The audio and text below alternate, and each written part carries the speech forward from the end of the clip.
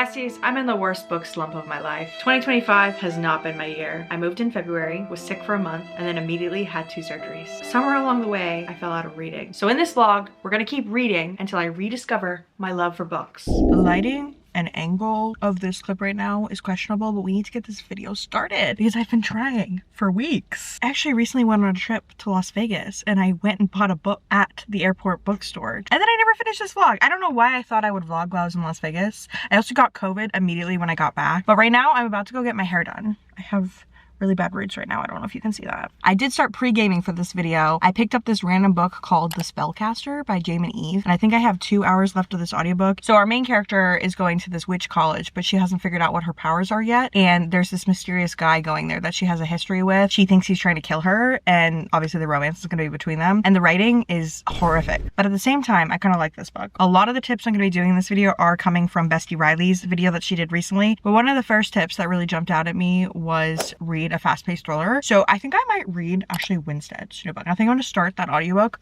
while I'm at my hair appointment. I know history. There are many names in history, but none of them are ours. We are living in a better age, looking better. I will say the curls from the salon fell. The way they style my hair at the salon is not the way I style my own hair, and so it always ends up falling out. But I will say I'm happy to report that I am 70% of the way through This Book Will Bury Me. I don't think this book is fast paced. So this book is following our main character Jane, and her father recently died, and a very odd choice that I feel like Ashley Winstead made that kind of rose me the wrong way. I wouldn't go as far to say it offends me, but Jane's dad actually died from being overweight. He had a heart attack because he wasn't taking care of his health. A lot of the narrative in Jane's mind is, why did my dad let himself go? Why did he let himself die? Why did he sneak all the fast food? And I just thought it was a really weird choice because we're living in the world where fat phobia is really on the rise. Like, what compelled Ashley Winstead to be like, that's the reason he died? Like, of all the ways that someone could die, but it's just weird. Why did that have to be the way that her dad died? Like, the heart attack could have been fine, but like, why does it have to be like, damn, he was just so fat, why didn't he take care of himself? Anyway, Jane gets very obsessed with the idea of death after her father passes, and she sees a news story about a woman who lives near her that was found dead in a body of water.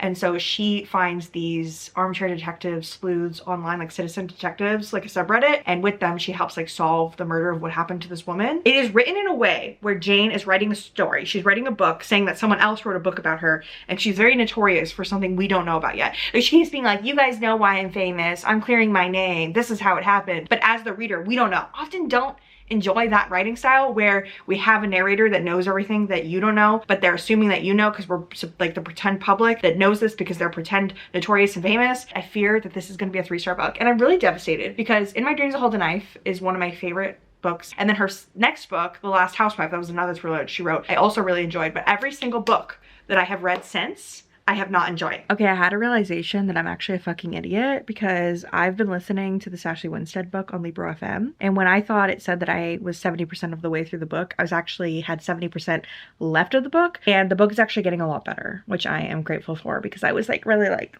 is this gonna be bad?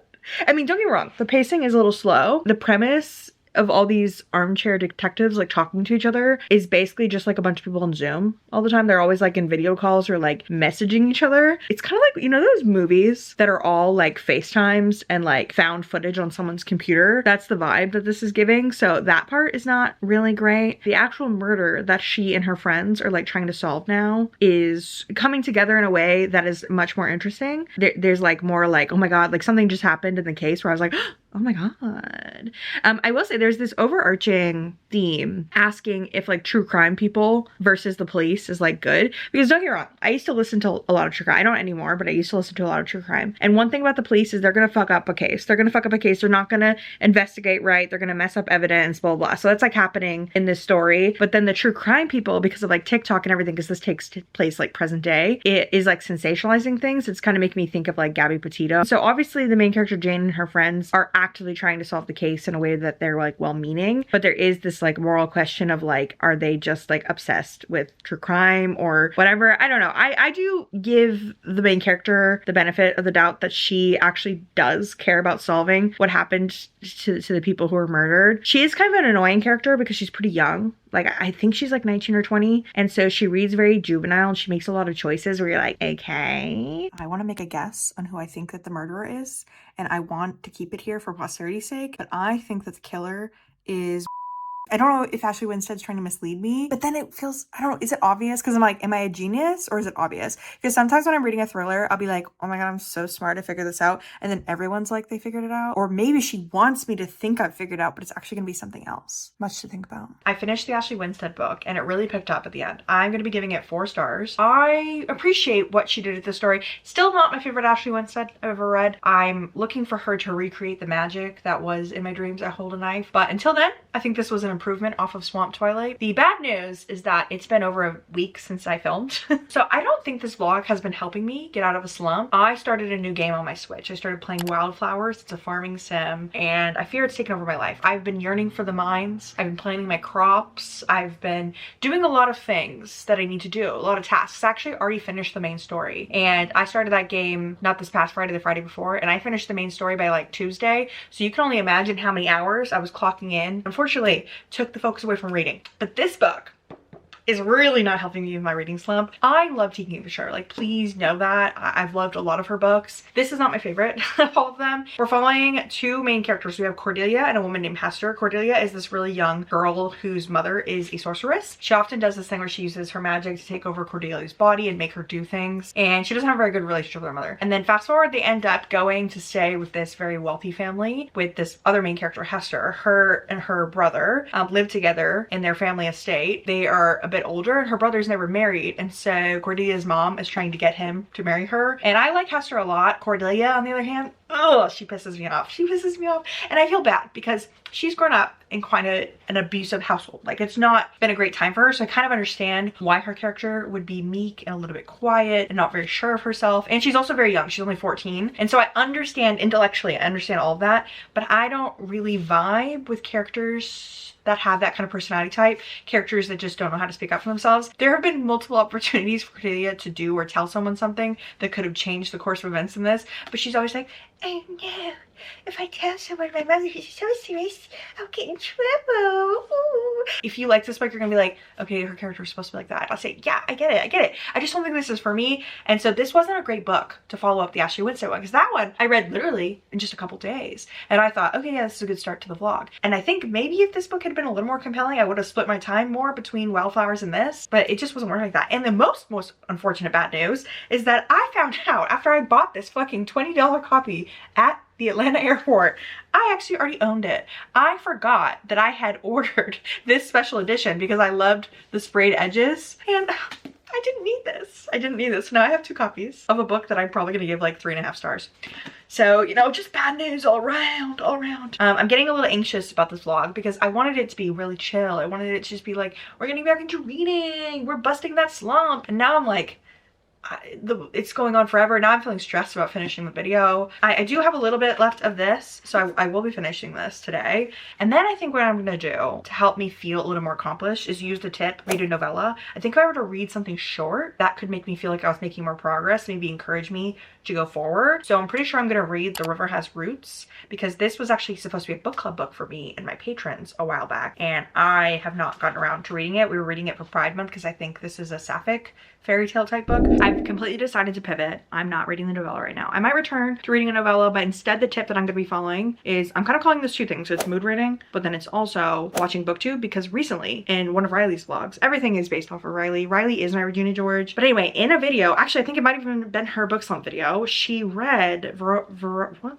Why is that title so difficult for her? Vera Wong's Unsolicited Advice for Murders. Okay, so I picked up Vera Wong. I randomly remembered that on Spotify, on my Spotify premium account, I get free audiobooks. I never use my hours every month, and so I was like, let me go ahead and do that. So I've already listened to half of the Vera Wong audiobook, and it's a ray of sunshine. It is a joy. It is a breath of fresh air. I was so pissed off when I finished The Sorceress Comes to Call, which is unfair because, like I've mentioned, Sorceress Comes to Call is not a bad book. It's not a bad book at all. I do think that it's worth like 3 stars, 3.5 stars max, and there is a purpose for it in the T. Kingfisher world of books that she has written. But unfortunately for me, I think because I went into it wanting something that was going to get me out of a slump, and it quite did the opposite because it took me like a week to read it. It just put me in a bad mood. I was in such a bad mood yesterday. Like I was complaining to Erin, I was complaining to Riley. I was just like, ugh, this video is ruined. I was trying to get out of a reading slump and this book did the opposite, and I was just pissed off. And I honestly had a bone to pick with my main character Cordelia, especially because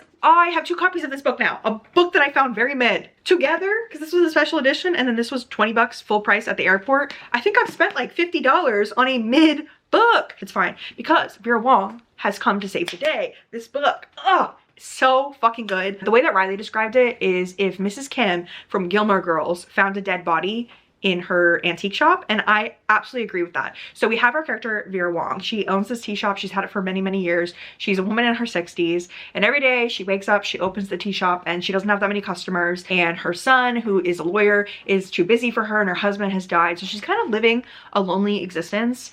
But she feels like she's right about everything. She has that typical like Asian mom stereotype, but she's so delightful. I love her so much. Anyway, she one day comes to open up the tea shop and there's a dead body in there, but she's like, I'm helpful, I'm resourceful. So she starts prepping the crime scene for the police. And so she like takes a permanent marker, she traces the dead body, she starts like taking down notes, she gets a little notebook, she's like, I'm a sleuth. And then the police come and they're kind of like, you're annoying, get out of the way. They don't want to listen to her. So she's like, well, I watch a lot of CSI, so I know better than the police. I'm gonna solve this. So she starts wrangling up all the suspects and she starts getting down to business, and she's trying to find out what happened to this guy that died in her tea shop. And what's really beautiful about this is that as she starts to meet these suspects, they kind of become like her found family. And so now she has these people that she can like spend time with every day, and the way that she treats them is so hilarious, because she'll be like, I like you so much, I do think maybe you killed this guy, like you are a murder suspect, but like you are my friend. And so she cooks them food, she, you know, she ingratiates herself with them, but she like tells them to their face that she thinks that they might be murder suspects. And I just think it's so hilarious, the banter, the conversations they're having between the characters. Also, I love the side characters as well, like all the people she's questioning. There are multiple POVs, so you're getting Vera's perspective as well as all the suspects. Vera Wong truly gave me a new lease on life and reading, so I was inspired to head to my local bookstore, Sincerely Yours, and it is so unbelievably cute inside. I looked around, I was like, this is my future house, this is my future home.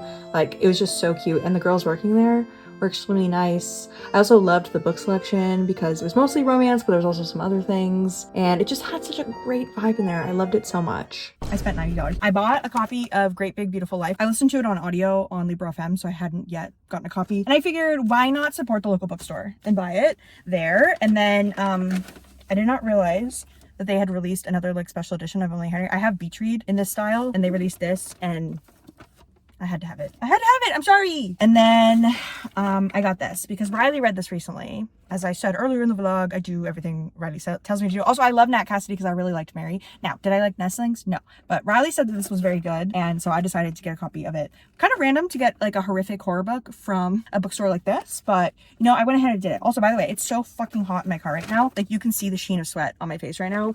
But I am wearing cutesy ghost earrings because I'm trying to embrace the fact that it's fall, and I'm wearing a completely black outfit, and I'm just like, it's supposed to be fall right now. I'm pretty sure Saturday is the autumnal equinox, so we need to just embrace fall. Okay, I'm making it happen. I'm forcing fetch to happen, fetch being fall. But yeah, now all of that was $90. Also, I did get a pen. I got this pen that says, every day is Halloween when you wear lots of makeup and you're dead inside. So I liked this pen. I don't know how much this pen was, but altogether $90 in all this. So oh my god, I'm so fucking hot in this car. I need to turn my car on now. I gotta go. Immediately giving this book 5 stars because I absolutely loved it. Clearly, I bought a copy of it because I liked it so much. I can't wait to read the sequel. The only negative is that I found this series a little too early, so there's only 2 books out, which is devastating because I want about 15. Vera is just the perfect main character if you like a busybody, if you like someone who's putting her nose in places it shouldn't be, someone who is often loud and wrong, but also right at the same time, and solves the mystery at the end. Also, I really loved the mystery in this. This did inspire my further reading. I finally did read a novella, so I did do that tip. This was definitely inspired by Vera Wong because this is called An Elderly Lady's Up to No Good. Sorry, for some reason the title, I felt like I didn't have it right. I immediately went into reading this because I was kind of in the mood for curmudgeonly old ladies. And so this is about a woman named Maud who is in her late 80s. She lives in an apartment that is beautiful, fabulous, and she lives there rent-free due to a contract that this building has with her family. And so everyone is always trying to get her out of her apartment because her apartment is beautiful and everybody wants it. And so she keeps having to kill people because they keep getting in her way. Like, she's, you know, she's like, listen, I'm 88, but I will take you out. And what I love about this is definitely not a good for her. It's not good for her. She's doing some morally irreprehensible things, but at the same time, you're like, I kind of like it. I kind of love it. And I support you. I support women's wrongs. This was a lot of fun. I also am giving this 5 stars. So we're really on a roll with these old ladies. I loved this so much that I immediately went into reading the sequel. I don't have a copy of the sequel. It didn't like it as much as this. This was 5 stars. The sequel is probably more like 3 stars. The direction the story goes with like following Maud around is different. This is more like a collection of like short stories about Maud, so it's a bunch of different things that have happened throughout her life, like different people that she's killed, versus the sequel is more of a straightforward story with some flashbacks. I still liked it. I will say, if you read this and you love it and you don't want to read the sequel, you definitely don't have to. These really save the day for me, and now I'm definitely in the mood to keep reading. I'm in the mood. I'm in the mood. These old ladies got me in the mood. Again, that sounds wrong. It sounds wrong,